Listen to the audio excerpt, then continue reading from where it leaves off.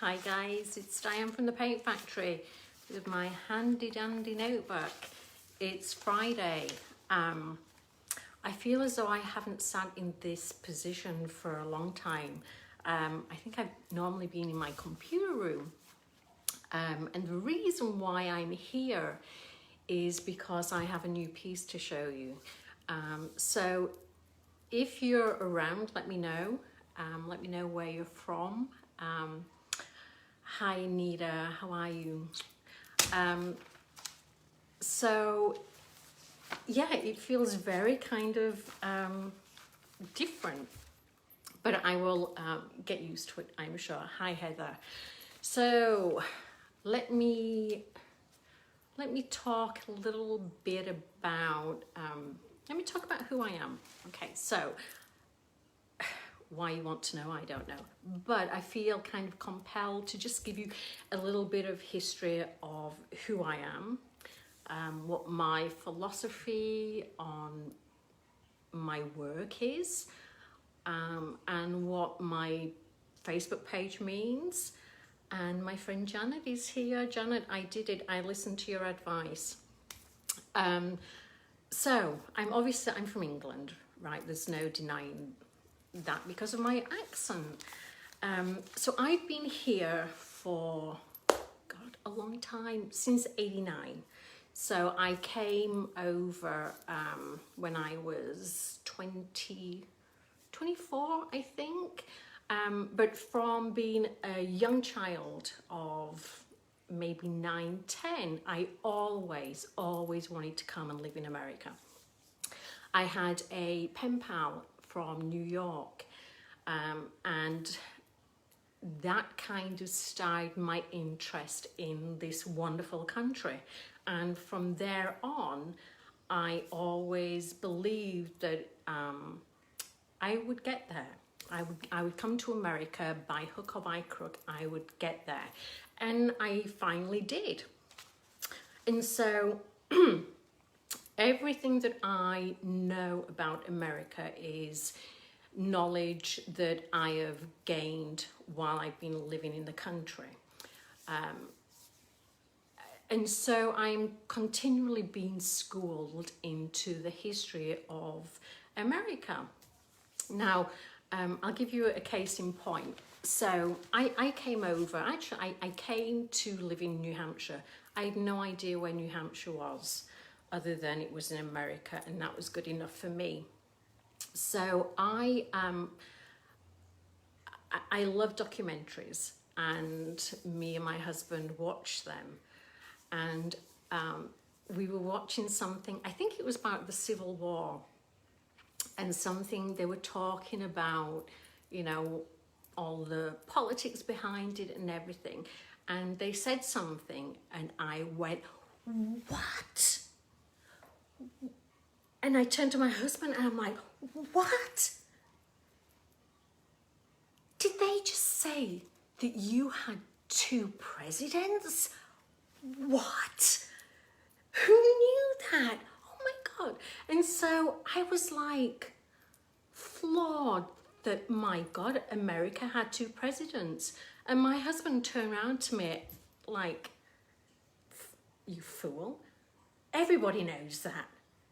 And I said, no, everybody doesn't know that, because when I was in school in England, I was learning about the Vikings. I was learning about the Normans and the Saxons and the Bayeux Tapestry. Not once did we ever learn about American history. It just, why would we? We have like so much history in England that you'd be in school forever. And so this is all new knowledge to me, and I kind of, you know, a little bit, I'm like a sponge, that I want to learn everything that there is to learn. Will I retain that knowledge? Probably not. But even though I did go to college in the States, I went for psychology and social work. So I never took an American history class in college. So I say this because like I say, schooling is really important to me, but I'm still learning. I eventually became an American citizen, how many years ago? 12 years ago, maybe? And that purely was to vote because I have daughters, and I kind of thought to myself, you know, as English as I am, I cannot be a true feminist and go for women's rights if I don't exercise my right to vote. So I became an American citizen. I'm very glad that I did. And so, you know, we're in this time of, you know, unrest, and part of it is scary. But I want to think that the other part of that is that it's a time of hope and a time of change. So in my course of schooling, it suddenly dawned on to me that my better pieces of work are pieces that I have done where the story is important to me. You know, case in point, I did this chair that I'm sat on because of the mass gun shooting in Florida a few years ago. I did my New York chairs a while ago because of the impact the COVID virus had in New York at the time. And so because of all the civil unrest, I kind of had to take a step back and think about what my part of this was. And my part is, I would say that I'm ignorant in a lot of aspects as to what's been happening in American society and today in the current scheme of things. Most of the images that I use have been, you know, white figures in art, because generally speaking, artists always focused on Caucasian models. And so I never branched out to a new genre because I've been flooded with such beauty that, you know, stupid me, I never thought there's other pieces of art that you can use. And so I took that to heart, and I started doing some research on different paintings, different artists, and what kind of stirred me more so the last few weeks. And I came across this painting that I just love. It's one of those paintings that, you know, when I'm going through my research for my pieces of furniture, I know it's the right image because it makes me stop and stare, and then I keep going back to it. So this is a piece that I started actually just a few days ago, and I started it and then couldn't stop. It was like, I have to get this done. And I want to show you it. The lighting today, for whatever reason, is crazy bright. I live in Oregon. It's not meant to be sunny here.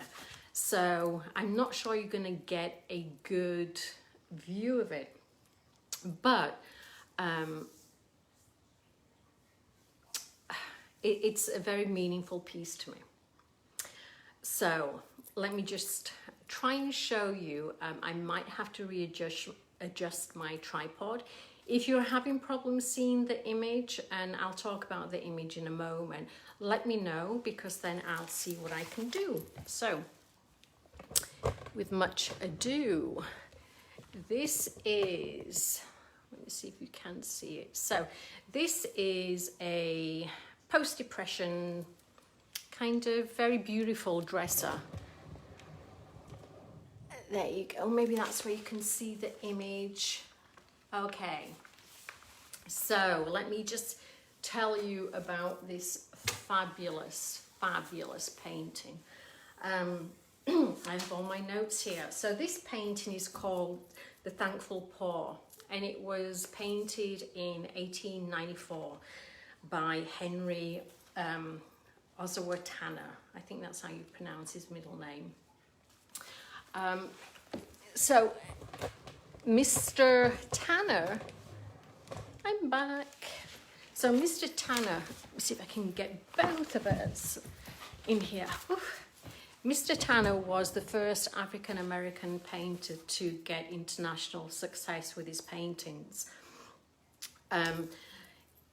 He painted very realistic depictions of African-American life on a very kind of like day-to-day, I'm trying to go there. Yeah, okay. So, this actually, it's a grandfather and grandson, and he actually painted it from a photograph that he took, I think in 1890 in Atlanta. And so the difference with his pieces of work at the time was that he kind of like tried to go past the stereotypical renditions of what were available, and he wanted to portray, you know, the lower class, the true workers of the country in a dignified light. And I think if you go back through the paintings or the renditions or things like that of African Americans, that there's not many that show them in their everyday living that has dignity in a positive light. And so when I saw this painting, I just loved it. And I loved it because it's a painting that, again, we go back to dignity. You know, and the name is The Thankful Poor. So these were very poor people, but they're sat by the table, they're saying a quiet prayer in reflection, being thankful for what they have. And for me, it shows the history that generations can give to each other. That I think as a parent that you always want to teach your children to be thankful for what they have, and to keep family close. And so here it is, you know, a very old, dignified gentleman with his young son sharing bread. So I loved it. I looked at it and I thought of all the unrest and how this image was just so calming. And so as soon as I saw it, I kind of went into my garage and just boom, I just couldn't stop.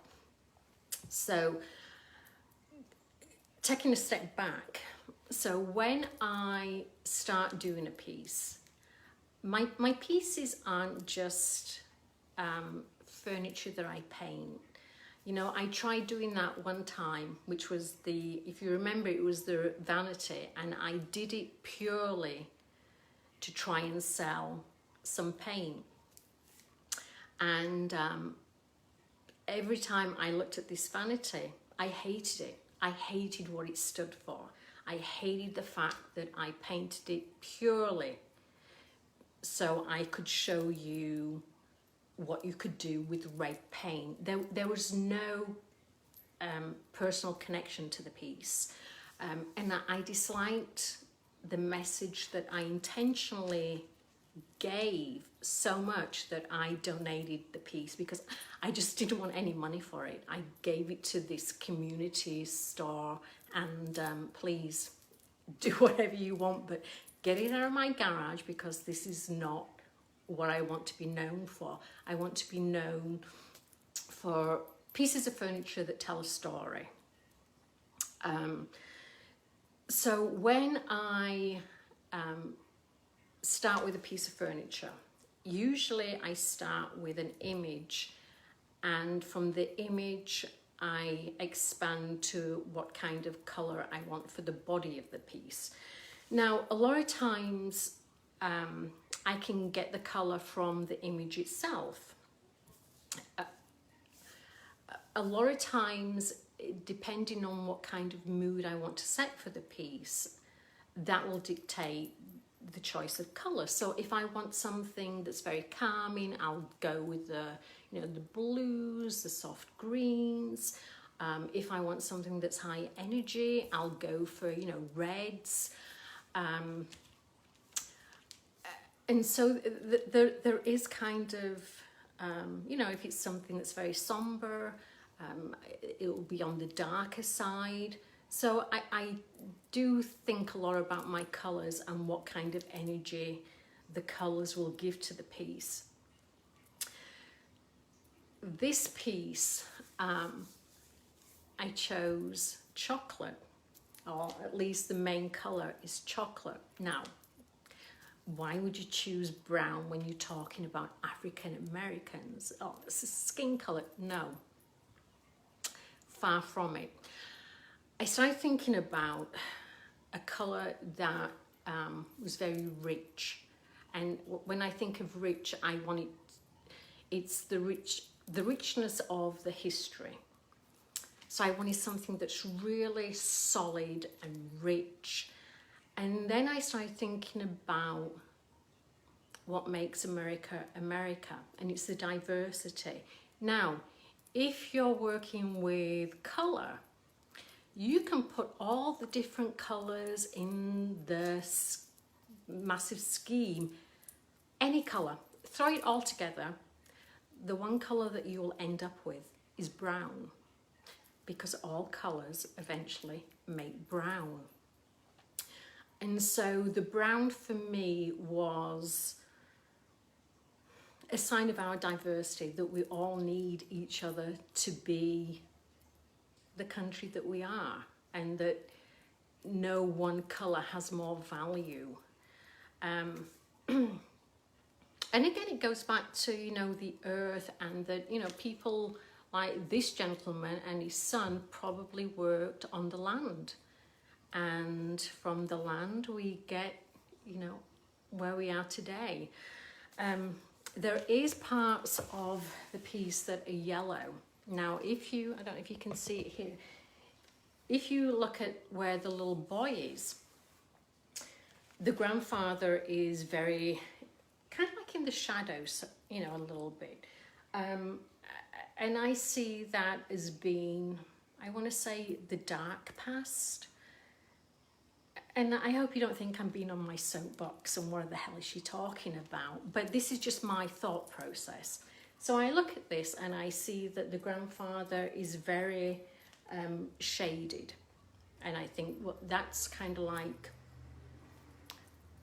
the darker past, the darker history. But on his son, the sun is much brighter. It's more of a yellow, more yellow glow. And I always think of yellow as being a very hopeful colour. So up here, and all my highlights, you probably can't see it again because of the light from my skylight. I've used different colours of yellow. And I think what I wanted to do was I wanted to have that represent the hopefulness that I'm feeling after the absolutely crappy, awful time, that there is hope. There's always going to be hope. So yeah, this is a very, like I say, it's meaningful to me. It might not appeal to everybody. I don't care. You know, it has to appeal to the one right person who kind of sees the meaning of the piece and hopefully gets to enjoy it. But I did want to share with you today. I actually finished it late last night, and I woke up today, and again, all the days kind of blend together. Am I correct? And I realized, yeah, oh, Juneteenth. So it's kind of serendipitous that I finished this and can showcase it today. It wasn't an intentional thing on my part. It just, things happen. So, yeah. So I'm going to try and take photographs. I don't think I can take them today because of this stupid sunshine. But hopefully tomorrow morning when it's a little bit darker, I can take better photographs and I will post them. And I will write where I've been talking about the meaning of the painting. I encourage you to go and check this fabulous artist out. I mean, some of his work is just incredible. I feel I feel as though the last few weeks I have gained more insight, more knowledge. I'm eternally grateful for that, because the knowledge that I've been getting these last few weeks has been invaluable. So yeah, I paint furniture, but I like to think that I create stories, and I hope that I have done this painting justice. So yeah, so I'm gonna go now because there's only so much waffling I can do on one Facebook Live. But I want to again thank you for being with me on a Sunday. I don't know what day it is. On a Friday for my live. I appreciate you all. So yeah, so hopefully I will come back on next week. And I hope that you all have a wonderful weekend. So thank you.